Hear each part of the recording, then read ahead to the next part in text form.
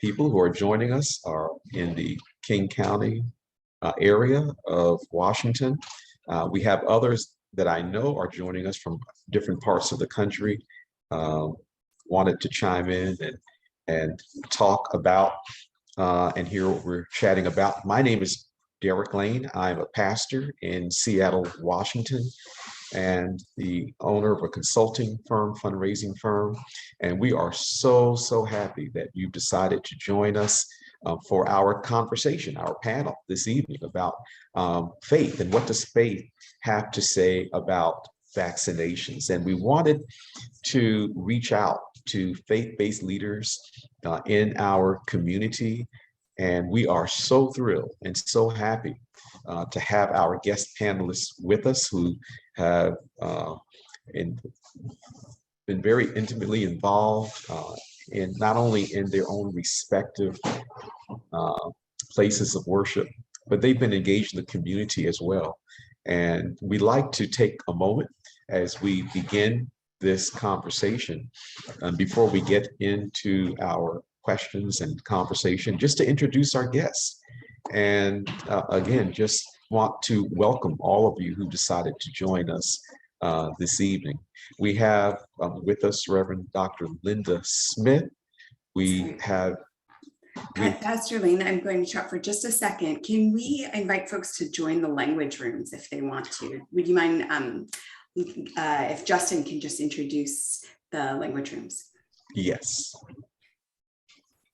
All right. Yeah. Good evening, everyone. My name is Justin Jeffrey. We do have language interpretation rooms available for this meeting. We have Somali and Spanish interpretation rooms. On the bottom of your screen, you're going to see a globe. And on that globe, you will see English, Somali, or Spanish. We ask that you press the English button first. And I'm going to invite the interpreters into the English channel, and they're going to let you know how to get to the interpretation room for Spanish and Somali. So at this time, I'm going to invite our Somali interpreter, Ishmael, if you could come into the English room, my friend, and let folks know how to find you.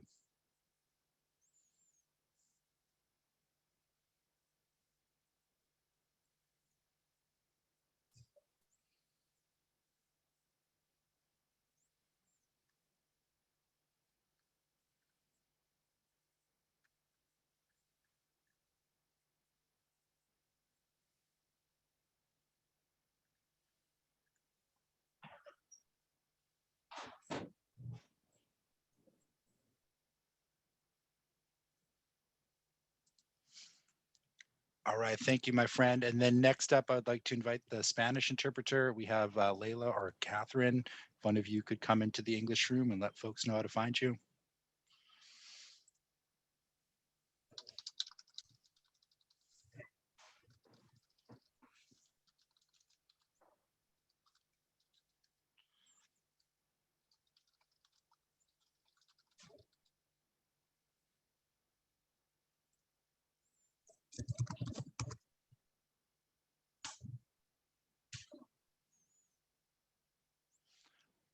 Awesome. Thank you, everyone. If you have any questions, please private message me and I will turn it back to you, Pastor Lane. Very good. Thank you so much, Justin. Thank you for that reminder, Deborah. Appreciate it. Again, we want to thank all of you for joining us tonight, and we appreciate this opportunity to talk about the intersection, right, of faith and public health, and more specifically, vaccination work. We want to begin with our esteemed panelists with a brief introduction. And so if you would, Dr. Smith, just tell us a little bit about who you are, where you're from, and so those that are listening can learn a little bit more about you. Thank you so much. Great. Well, greetings. I'm Reverend Dr. Linda Smith, pastor and executive director of Sky Urban Institute. I serve in the South King County area. I've involved with the RAP, which is Renton African American Pastors Group. And I also serve as pastor and spiritual care provider for Mary's Place in Seattle, the largest homeless consortium service available. And so a lot of just really connection with throughout the South King County area with different populations, different groups, immigrant community, and just a larger faith community. Thank you. Good, thank you. Thank you so much. And again, thank you so much for joining us. We have also with us Imam Adam Jamal. And again, thank you for joining us. And would you mind just sharing a little bit about who you are with our guests? Hey everyone, my name is Imam Adam Jamal. I'm the Director of Education and Assistant Imam at the Muslim Association of Puget Sound out in Redmond, Washington. And I moved here from Texas, where I grew up back in 2017. So I've been enjoying the past 4 years here. And I also started a mobile app around the same time, which helps people learn Arabic, which is the language of our book, which is the Quran. Wow, thank you. Thank you. And again, thank you to you as well. Appreciate you being a part of this conversation. And then, of course, we have Rabbi Jason Levine. We thank you so much for joining us. And we appreciate if you just share a word. Sure, thank you. And it's an honor to be part of this group. Rabbi Jason Levine, I serve on the clergy team at Temple Beth Am in North Seattle in the Wedgwood neighborhood. And I'm just grateful to be part of this conversation, and hopefully we can learn and grow and be healthy together. Great, great, great. Thank you so much. Well, look, we're ready to get started. And by the way, we're going to have a discussion, a conversation for about 25 minutes or 30 minutes or so. And we're going to shift. And for those of you that our audience, our virtual audience that's listening in, we want you to be an interactive part of this conversation as well. So we reserve some time toward after our panel discussion, before we close, to entertain questions for our panelists. And thank you again so much. In fact, we don't have to wait until the end. If you have a burning question or something you wanted to direct to one or all of the panelists, just feel free and drop it in the chat, and we'll be sure, and we have a moderator in the background that's going to help us field those questions for us. So again, thank you so much for joining us, and we're going to launch right into this conversation. What does faith have to say about vaccinations? And by the way, we're talking about vaccinations, just for our listening audience, we're not just talking about vaccinations as it relates to COVID. We're talking about immunization. We're talking about vaccination work for flu, for COVID, for childhood immunization work. So it's not limited just to the current crisis that we're experiencing. So we're going to jump right in. What role do you see science having within your faith? We're going to start at the 30,000-foot level and sort of work our way down. But this is the first question for our panelists. And whoever would like to kind of chime in and jump right on board, I want to ask it one more time. What role do you see science having within your faith?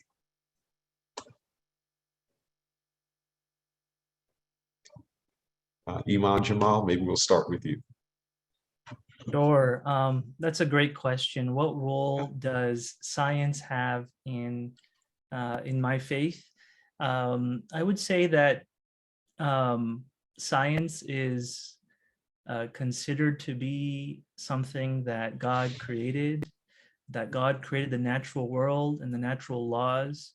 And so pursuing science is simply pursuing his creation and the study of his creation and appreciation for God. And that in Islam, we believe in means, in taking the means. There's this story in our tradition about tying your camel. A man came to the Prophet Muhammad's mosque, peace be upon him, and he left his camel outside. He completed his prayers and he left the mosque, and the camel was gone. And there was all this commotion, and the Prophet asked him, "Why did you not tie your camel?" And he said, "Well, I thought that God would keep it here." And he said, I trusted God to just keep my camel here. And the Prophet Muhammad responded to him and said that you should tie your camel and place your trust in God, that both of these things go hand in hand. Wow, wow. Thank you. Thank you so much for sharing. It's something about word pictures, right? that help. Dr. Smith, Reverend Smith, again, Yeah. thank you so much for joining us. Yeah, I was just listening, and I was thinking that the earth is the Lord and the fullness thereof, and so scientists are part of the earth, part of the means in which God uses to effect healing within our world, and so to think about God using sources, human sources, and instruments to bring about healing in our lives is really important. And as he was speaking, I was thinking about the story of the Good Samaritan. The Good Samaritan finds this man laying on the street, and he applied oil and wine on him as a healing mechanism. And to me, that just really speaks volume to the impact of medicine as as a preventive for diseases in our world. And so this, I think, it really speaks to our faith, realizing the importance of the sources that God used to effect healing. Wow, great, great, great. Thank you so much. Reverend Rabbi Levine, you I mean, have anything just you want to to add? echo my colleagues and very much in agreement from the Jewish tradition. In Judaism, it's actually much more of a legal-based tradition than many people realize. And one of the values in Judaism that I really want us to learn, and you'll hear me mention numerous times tonight, is called pikuach nefesh, which means saving a life. And in Judaism, there are many, many different laws which have many different priorities, and which laws are more important than other laws. But there is not a law more important than pikuach nefesh, or saving a life. You can break pretty much any law in Judaism, any law, in order to save a life. And the way that the understanding of pikuach nefesh has developed over time is that it's very readily and very excitedly including the inclusions of science, medicine, the pharmaceuticals, the knowledge and wisdom that we've gained over the centuries. In fact, many of the great sages in Judaism were themselves doctors. Most notably, Maimonides, Rabbi Moshe ben Maimon, who lived in the Middle Ages, wrote one of the major works on Jewish law. He also wrote a major work on himself as a physician. He wrote a major encyclopedia of medicine. So the understanding of science, the embracing of science, has been deeply connected to Judaism, and in many legal rulings from the rabbis throughout the centuries, the rabbis were very clear to say, we are not the scientists. If there's a medical issue involved, we defer to the experts. They tell us what science says, we follow that. Wow. Our faith doesn't, our beliefs, when it comes up against science, we follow the science. Wow. Well, thank you all so much. It looks like our panelists represent the three major monotheistic religions, right? And it's been interesting. It's fascinating to see that a lot of pushback, right, against vaccination work, immunization, not just with COVID, but even prior to the onslaught of our pandemic. There's been a groundswell of resistance, right, to immunizations, to vaccinations, to science, right? And so I'm just curious, what do our faith tradition and related scriptures say, or how do they speak to vaccination and other disease prevention methods? We're not just talking about science, but more specifically, what does our faith tradition have to say about disease prevention? And any one or two or all, if you wanted to chime in, can take that up.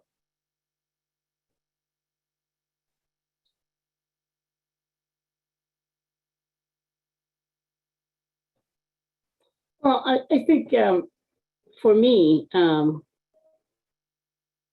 it speaks to healing, and my faith speaks to the healing. But also there's biblical texts that inspires that, both in the Old Testament, as we refer to it, and the New Testament. Now, one of the interesting texts that really speaks to me for healing is when Jesus took spit and put it in the mud and applied it to the eye of the man that it be healed. To me, that was really an indication that we not only depend on the divine power, but the divine power in connection with human elements. And I think that's one of the things that really speaks to it. And the other thing is that we're called to love one another.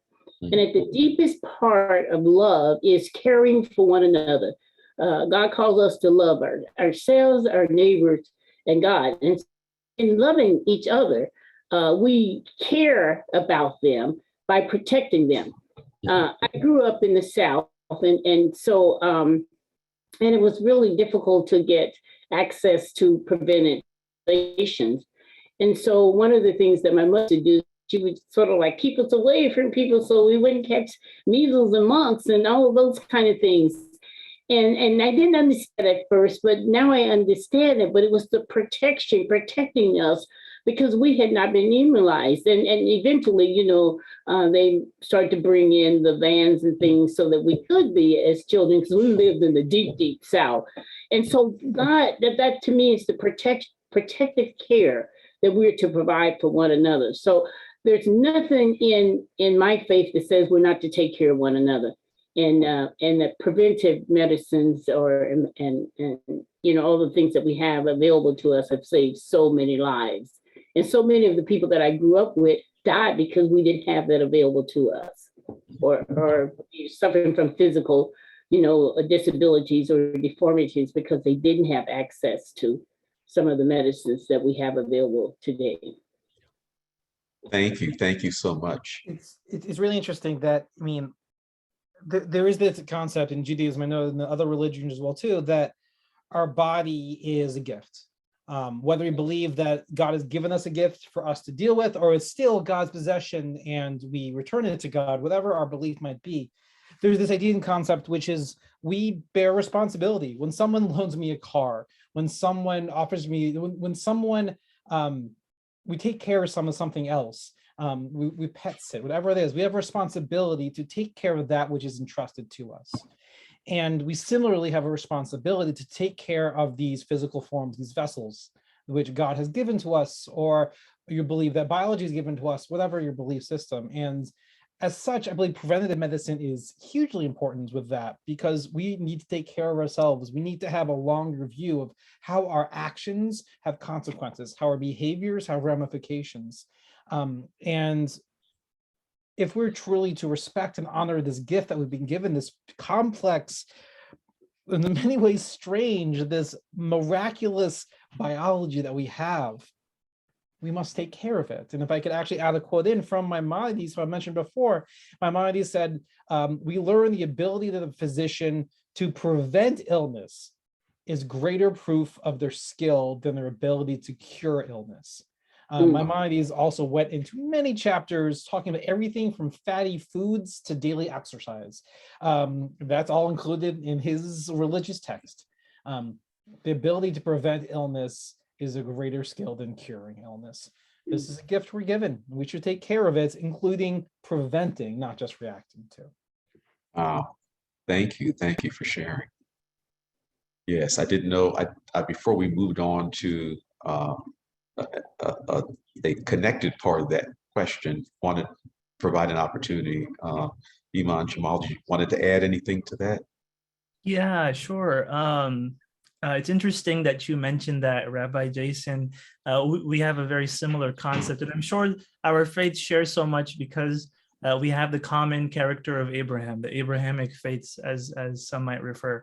And we have that same concept. We call it the trust, or an amana, where our bodies are this trust from God. He's given it to us. We are its caretakers. And then when we return this physical body to God, then we should return it in in a good way, with normal wear and tear, of course. Yeah. But Wow. but Yeah. yeah, so there's that trust concept as well in our faith. And the Prophet Muhammad, from our own scriptures and texts, his sayings and his words and his actions are part of our sacred texts. And he said to seek the cure, that God created every illness, and for every illness he created a cure, and so seek the cure. And that falls upon us not only on an individual level, that if we are sick or ill, or our family members are sick or ill, that we seek a cure, but also on a communal level, that those that do that research and do that science, that they are doing God's work because they are following the words of the prophet, because they're seeking cure not only on their own behalf, but on others, and a lot of times on others' behalf, even if they're not ill themselves. So that's what our faith has to say about seeking the cure, and that being a gift from God. And just as he has created every illness, he's also created a cure for those illnesses. Amen. I also like to joke too, probably more applicable to the Reverend tradition than to yours, Imam, that the early rabbis, and they wrote the legal codes, and the early church fathers and their grounding of Christianity, they lived in the same centuries, the same towns. They were probably neighbors and had tea together. Not surprisingly, a lot of our traditions come from the same. And Maimonides lived in Muslim Spain. Right? Absolutely. So there you go. Proudly lived in Muslim Spain and Egypt. Yeah. And if I could just add 2 quick points to that, our faith, speaks to that as well, is that we're to be faithful stewards, and that it also includes our body. And then I think Rabbi Levine had talked about, or maybe it was you, Pastor Lane. It's like Luke, the evangelist Luke, Apostle Luke was a doctor, and as you read his scripture, this deep sense of that. Healing comes not just from divine power. Well, it always comes from the divine power of God, but God uses sources, human sources, to enact healing. And I just really like to stay focused on that, because I think that is so powerful, and it's where it's really at the heart of healing and preventative medicines that's taking place in our world, and will continue to. Wow. Thank you. There's just the field of holistic medicine. Prayer is incredibly powerful when it comes to healing. But prayer doesn't heal alone. Prayer works in combination with community, with medicine, with doctors, with fitness, with health. Prayer is deeply powerful. Your faith is deeply powerful. But you need, as Reverend just said, you need so much more to truly heal the body. Yeah. So we started at the 30,000 foot level, right? And we're kind of working our way down. I'm curious to know, because there seems to be a consensus, around this idea of faith and science. We even reference our own history, our historical traditions, and sacred text about the role of science. And I'm curious to know, because we're still in the midst of a pandemic. We've had 4 or 5 waves, right, of COVID. And we said that while this conversation is not strictly about COVID, something interesting has happened in the last few months. And that is, as this call for vaccinations and mandates, if you please, right, has arisen around COVID. And I specify COVID because mandates for vaccinations have been around for a while, for a long time, especially as it relates to children. So my question is this: there is a lot of conversation and chatter and debate among exemptions. And lately, there's been this call to claim religious exemptions, right? I've received it in my own faith tradition. And so I just want to put it out there and ask our panelists, when are religious exemptions appropriate, or when are they not? And we're not talking about the state and federal mandates. I'm just speaking from as a person of faith. Do we have religious exemptions in our respective traditions? And if not, um, um, when are they appropriate, when are they not? Anyone can feel free to weigh in.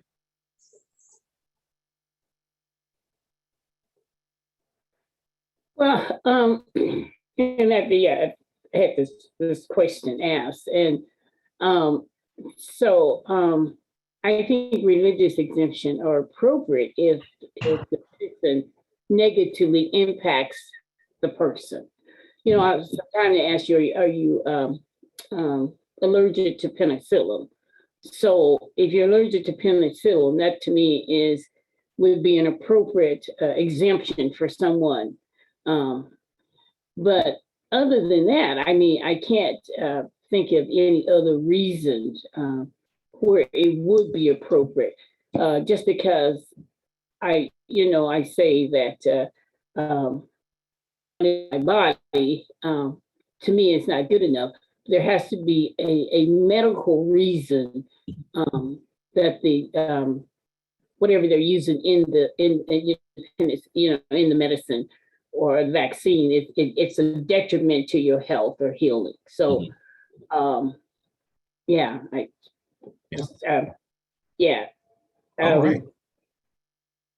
There's groups, they're called, I guess, the American Muslim Jurists of America, and they kind of talk about the interaction of Islamic law or Sharia, not the boogeyman word Sharia, but the word Sharia, which means simply our way of life, which includes the charity, it includes the prayer, it includes the seeking cure. All of that is part of Sharia.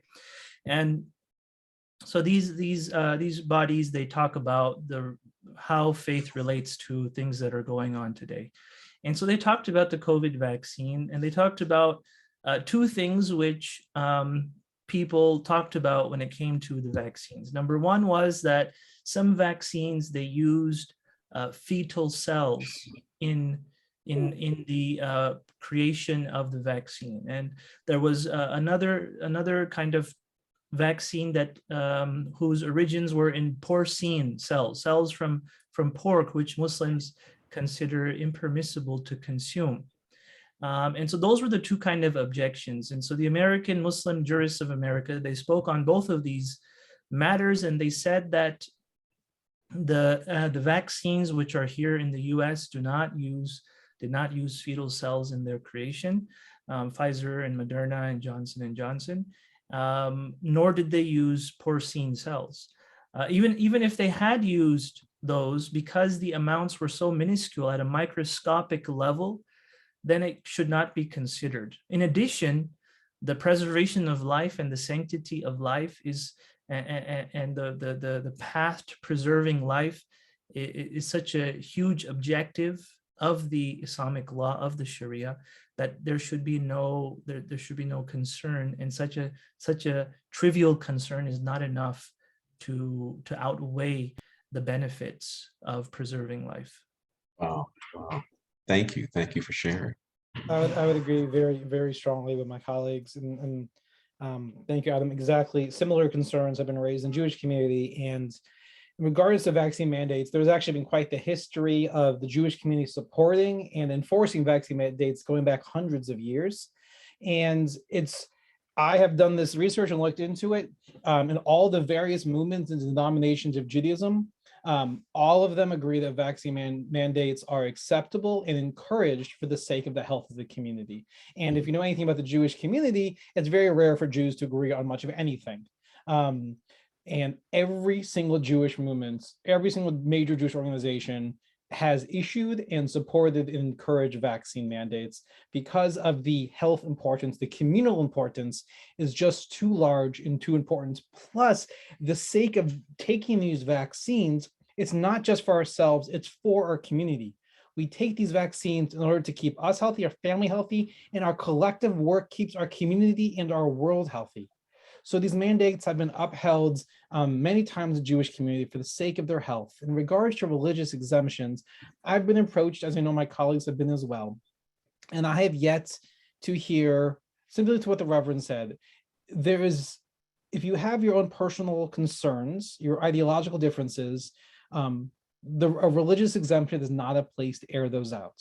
At least speaking for Judaism, as far as I know, and have looked into many of the sources, and I'm welcome to engage in dialogue with anyone who'd like to, there are no religious sources in Judaism that permits a religious exemption on religious grounds. Now, as Linda said, for medical grounds, absolutely. But as far as I know, and it's been upheld in other groups, there are no grounds in Judaism for religious exemption. But that doesn't mean we want to be truly exclusive and just to tell people no. We encourage dialogue, we encourage compassion, we encourage learning and growth together. But religious exemptions have a hard time being upheld within the Jewish community because of our values and our focus on the importance of saving a life, on trusting medical science, and perhaps most importantly of all, in the case of a vaccine, creating community health that benefits all of us, including those who are immunocompromised, too young to get vaccinated, or have medical reasons when they can't get vaccinated. So these mandates are crucial to help everyone in our community stay healthy. Wow.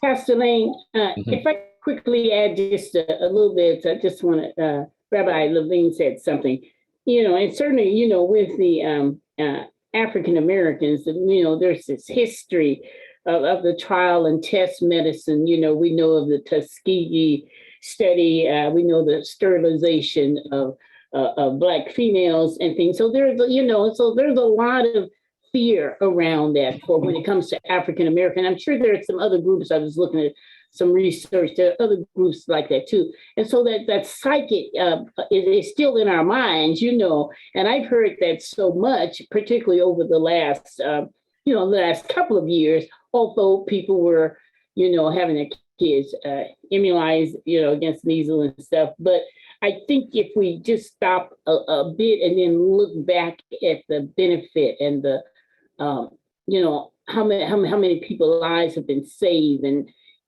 how long people's lives are living because of preventive vaccinations and things, that'll help to maybe raise some of that fear. But I understand that when I talk to my colleagues and people across the board, but I'm also like really bring them forward and say, hey, look at what's been doing. Look at polio and how it, just severely impacted our lives, and so many other diseases and illness that we've been plagued with. So I just wanted to just highlight that because I don't want to make it seem like, well, there's no fear. Sure, people have fears, but it's something that I think, and I try and just as a faith leader to keep talking about it from this day forward, because there's always going to be diseases that's going to come up,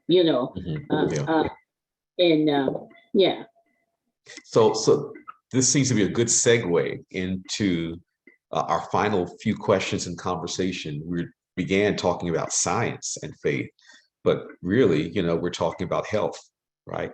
And one of the beautiful things I'm seeing come out of our conversation here tonight is this respect, regardless of our faith tradition, for the sanctity of life, right?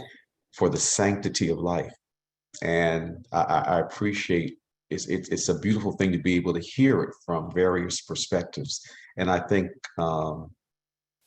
let's see, Imam Jamal, you had something, I think I saw your hand. You wanted to share?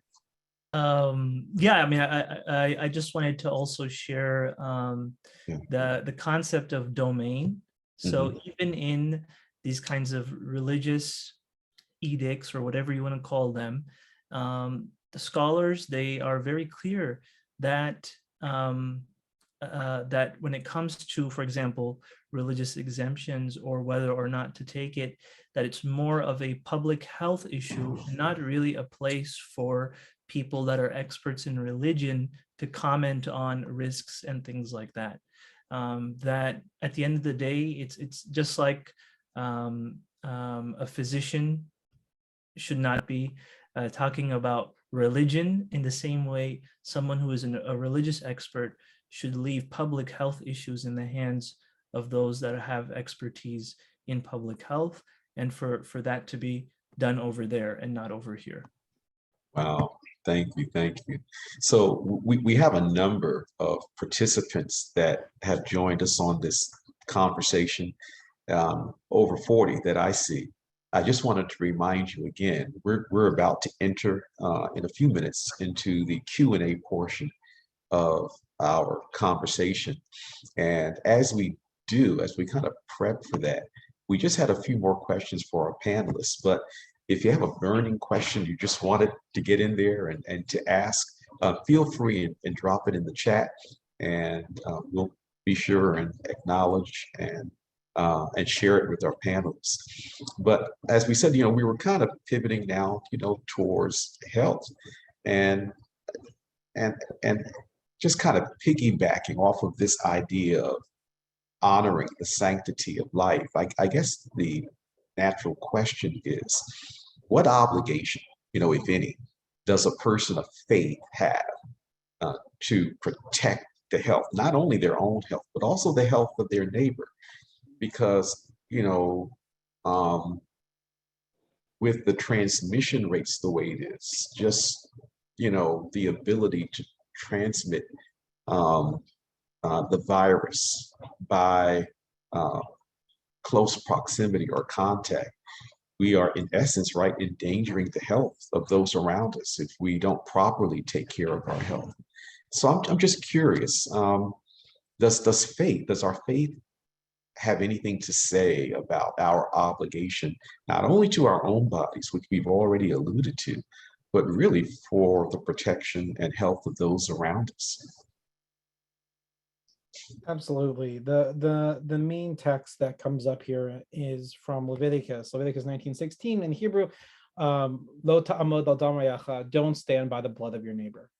And it is crucial for us.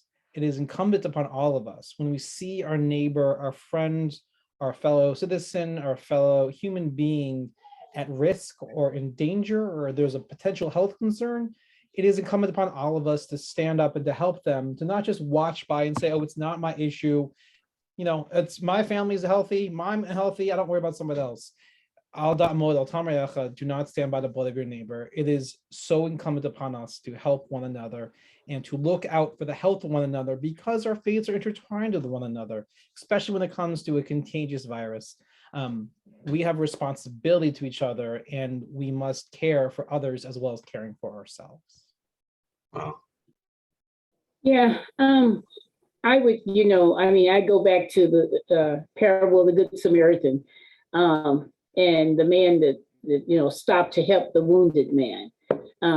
And then he passed him off to the innkeeper. I shouldn't say passed him off, but he entrusted him to the innkeeper and says that, on my way back, if there is more funds or resources needed, I'll take care of it.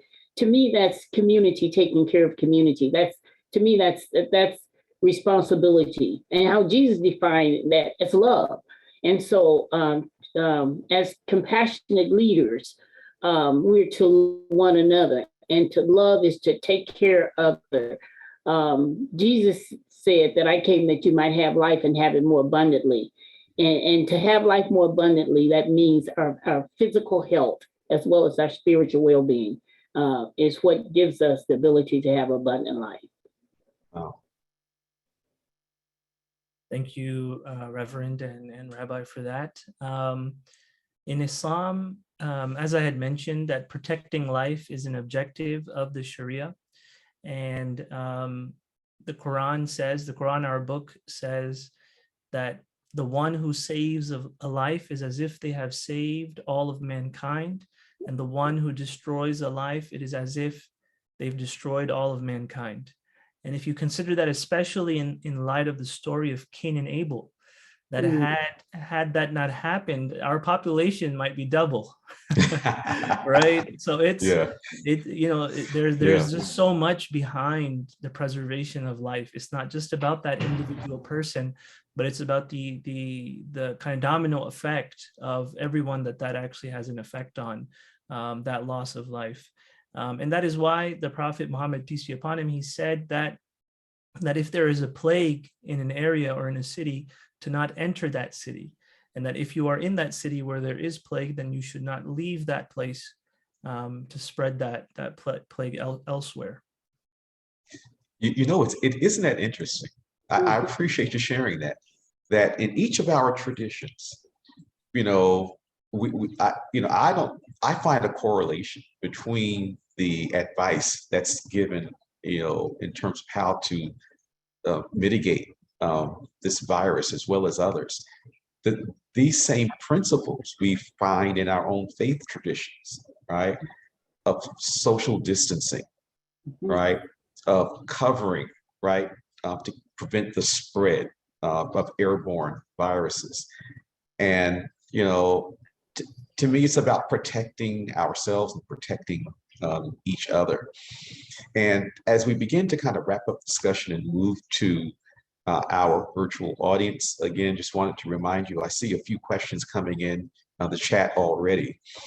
I thought it would be good to kind of close on a more practical note, right? And just chat about what we're doing now, either to inform our respective congregants about the importance of not only taking care of our own health, but also the health of one another. So a part of the reason we asked each of you to participate in this panel is because we know of the work that each of you are doing or have done in your own respective traditions. And we're just wondering if you would speak to that and just share about how you promote healthy lifestyles, healthy living in your own respective traditions and congregations. Well, Go ahead. No, go ahead. So for me, I've definitely tried to integrate it into my sermons. I at the end, in every service, I have a public service health announcement, and that is to reiterate, the social distance, reiterate talking to families and family members about the advantage of being vaccinated, because you can't tell anybody what to do, but you can certainly encourage them. And we haven't physically moved back into our building yet, but to just sort of like have pop-ups. I go to shelters, so I'm constantly talking about that out in the community in various settings that I'm in. So it sort of moves a little bit beyond my congregation, but out into the community in the various groups and things that I'm involved. So really just constantly reinforcing the importance of taking care of one another, loving one another, and being mindful of the fact that we're all in this together. And yeah. Wow, great, very great. Thank you, Reverend. I wanted to say that at MAPS, our mosque in Redmond, Muslim Association of Puget Sound. When I first came here 4 years ago, I didn't know how to pronounce that, but now I do. Puget Sound, MAPS. Well, I didn't either. We were the first mosque to shut our Friday prayer services at the beginning of the pandemic, and it was a difficult decision because at that point there was no requirement from the state, but it was just a very strong encouragement, and we had to make that decision before anyone else because the epicenter was here in Washington, and so we did make that decision, and we became the first mosque to actually make that decision to not have services for a period of time while we were still figuring out what to do with living with the virus. And among other things, in terms of healthy practices, as soon as we were allowed to kind of reopen, and once the vaccination started getting out there, what we did was we had an area in our congregation that was for the vaccinated, and an area that was for the yet to be vaccinated, or those that are more cautious. And what that kind of did is there's kind of priority seating, right? There's the front row seats. When you give those to the vaccinated, you're kind of encouraging that process as well, and you're encouraging people to do that. And even till today, we have that. We're still wearing masks within the mosque, and doing our best to follow the state guidelines that have been given to us. And the people who work with children in our youth programs and educational programs, they all must be vaccinated in order to work with young people. Especially, it was only until recently where that age group was allowed to have the vaccine. So our child care workers are vaccinated as well. And in general, in terms of general health, fasting is such a fad diet now. But we've been doing it for hundreds of years. For a while, yeah. We do it for 30 days every year. And so we try to have sessions around binge eating, making sure that doesn't happen, and trying to inspire that healthy eating as well. Wow, thank you. I don't have much to add. Just it's similar to my esteemed colleagues here, and just to say it's I think it's something that Adam mentioned earlier, which is what is our role versus the role of our medical professionals, and our role is to help our community know that all of the things that we're encouraged to do, whether healthy living, getting a flu shot, vaccinations, those are part of the Jewish community. Those are part of our Jewish values. So we really take it seriously for our adults, for our little ones, for our really little ones, that we teach that this is all part of Jewish life and Jewish living. That it's not just about belief, but Judaism is based in actions. In many ways, Judaism is a religion of action more than anything else. And what we're doing is living our Jewish life. Jewish living in our day-to-day practice, including washing our hands. It's really something sacred. And there's a line from Psalms, let's look it up, which says that being holy is having clean hands. Simply putting that in all of our in all of our restrooms. It's a big part of our role is to know that the healthy living is Jewish living. Now, who would have ever thought that the phrase "clean hands and a pure heart" would be so appropriate now, right? Wow. Look, it's been a great conversation. We have about 7 or 8 minutes left. We're going to try to wrap up with some final comments. But as we begin to kind of wind down, we have a number of questions that came into our chat box, and we've got at least 3. We'll see if we can kind of knock them out, and we'll just put them out there for anyone that would like to answer. One question that came in was regarding not necessarily those who are vaccine hesitant, or had lingering questions about the vaccine. The question is, how do we interact, right? How do we deal with those who are, I guess the phrase or term that they use are anti-vaxxers, right, or anti-science? Because I know we certainly have some in our faith tradition. Perhaps you have some in yours as well. How do you navigate that? And those that have sort of adopted this mindset that somehow their faith is against science, health, vaccines?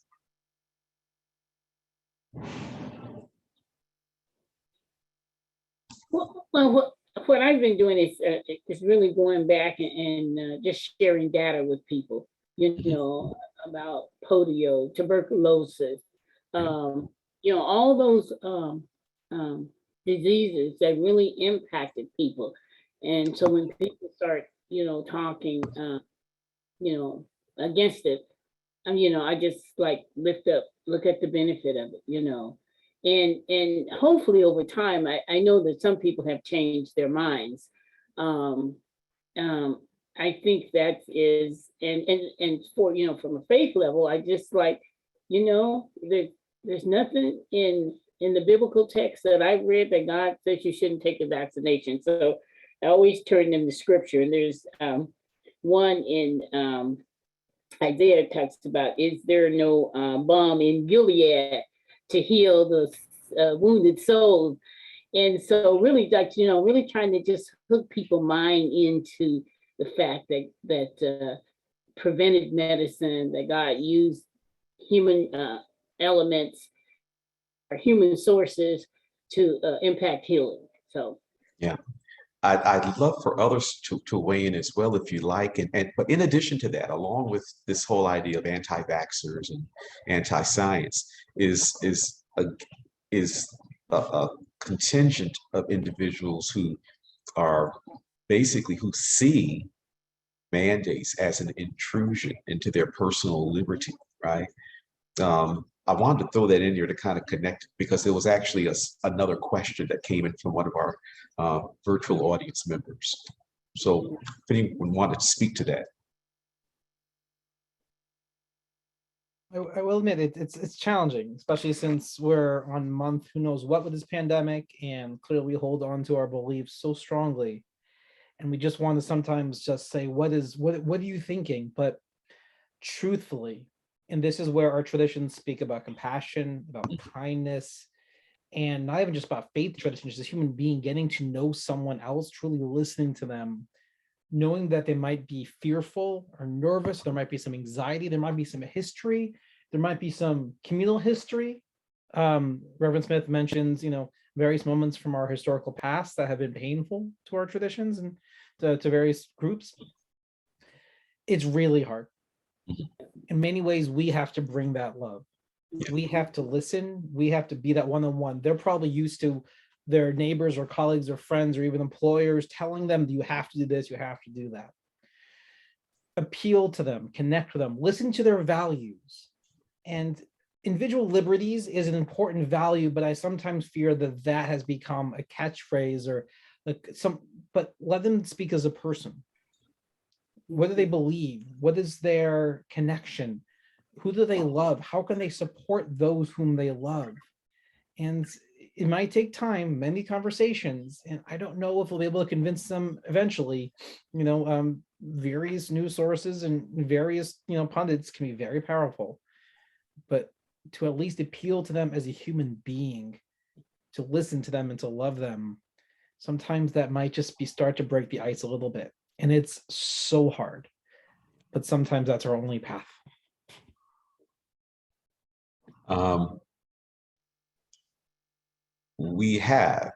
It's amazing how quickly an hour goes, right? I want to wrap up with a final question. And then, if we have any observations as panelists that you'd like to make, I don't know if we can get any more practical than this. And my friend Steve Berry asked a question: how are you as faith organizational leaders managing the policy discussions for your organizations? Do you have formal policies requiring vaccinations, or how you handle the policy mandates? And I want to add to that, along with handling policy mandates, if you have any particular events, things that you're doing to promote vaccinations and immunizations among your congregants, just feel free and share.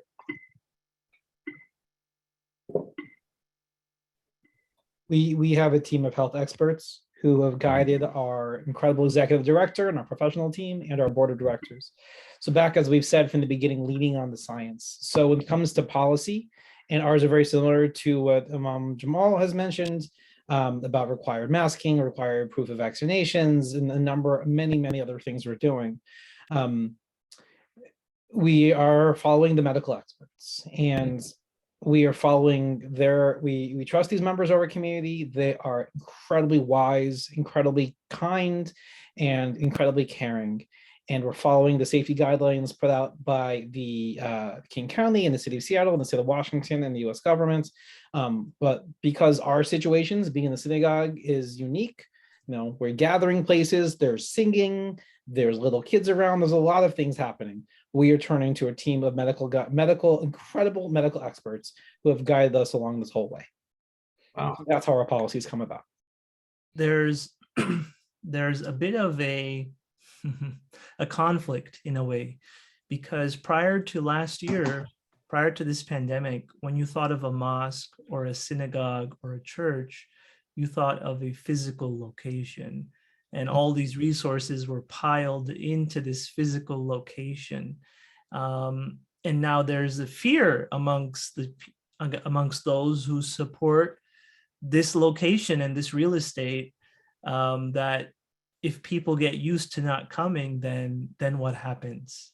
So there's this conflicting thing where, of course, we want to keep people safe, but we also want to maintain our facilities. So there's that continuous kind of conflict between those two things, and we're hoping that people get vaccinated so that we can get past this pandemic more and more, and we can welcome people back without that fear of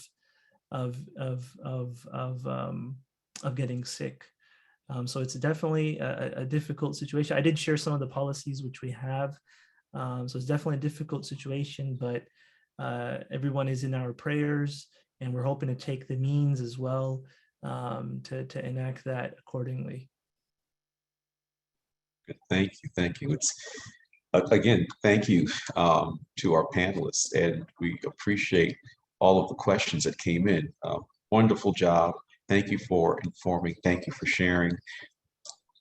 To our audience, if you enjoyed what you heard, the conversation, the panelists, we wanted to end on a practical note and just let you know that our thoughts and prayers are with all who have suffered in some way from the virus, from any issues that center around vaccination work or immunization.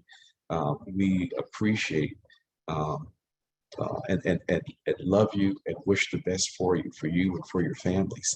And if you've enjoyed this conversation, we want to invite you to come back again. This won't be the last. In fact, we'd love to get you involved in a practical way. So if there are events, and I think there may be, we want to stay connected with you. In fact, we have one coming up on December 18th. We're doing a mobile vaccination clinic at our location, 7132 43rd Avenue South in South Seattle, the Maranatha Church. It's my church, Maranatha Seventh-day Adventist Church. It's open for all, for children vaccination, if you're interested in boosters, and all 3 vaccines will be available.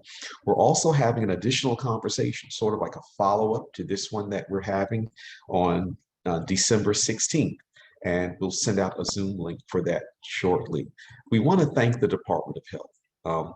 They have been a wonderful partner with us, and she doesn't want me to share her name. She likes to stay in the background, but we want to send kudos out to Deborah Berliner. Thank you, Deborah, and I apologize. I just couldn't help it, had to do it, had to put it out there. We want to also thank our interpreters who joined with us as well. Thank you so much for being a part of this conversation. And as we begin to wrap up, just a few minutes left, I'm wondering if there are any closing words of encouragement, practical steps, maybe even events that our panelists would like to share. I think I would just like to share that once we started with this, we can see the amazing movement of God in the land. And that to me is just the epitome of all of our faith, is that God hears the cries of the people and God does heal our land. So I'm grateful and thankful for that. Very good, very good. Anyone else? Yes. Thank you all for having us tonight, and I really appreciated being part of this conversation with you, especially Reverend Dr. Linda Smith and Rabbi Jason and Pastor Derrick. Really appreciated this time today. We're, one of the things that the pandemic has done is it's made us, transcend that location and be online. And so our Friday services are all streamed online. I welcome you all to follow us on our Facebook or our Instagram page and watch along anytime to get to know us a little better and to break down those kind of barriers and those walls that we sometimes put up. So I look forward to seeing you all here and there. Thank you. Thank you. Really, thank you all for this opportunity, and let's get vaccinated and let's keep our community healthy. All right. One question is, someone asked in the chat, will this conversation be available or provided? Is it being recorded? Yes, it is being recorded. And it's likely to be posted on the public health website. If not, we're going to be provided a link at some time. And if you're interested in it or would like to share it, we'll be happy to connect with you and see if we can make that happen. But again, thank you all. We're closing out on time. It's right at an hour. Reverend Dr. Linda Smith, Imam Adam Jamal, Rabbi Jason Levine. Thank you all so much for your contributions, not only to this conversation, but to doing what you can to do as our faith traditions admonish us, which is to increase the quality of life, honor the sanctity of life. And we appreciate once again, thank you all, our audience, for joining us. I think I see a number of thank yous coming in as well on our chat. We thank our audience for joining with us as well. We want to encourage you, as Rabbi Levine said, get vaccinated, encourage your friends and neighbors to do so. Let's look out for one another. Thank you so much again. This is Pastor Derrick Lane, and you're listening to our panel conversation. What does faith have to say about vaccinations? Thank you for joining us. Good night, everyone.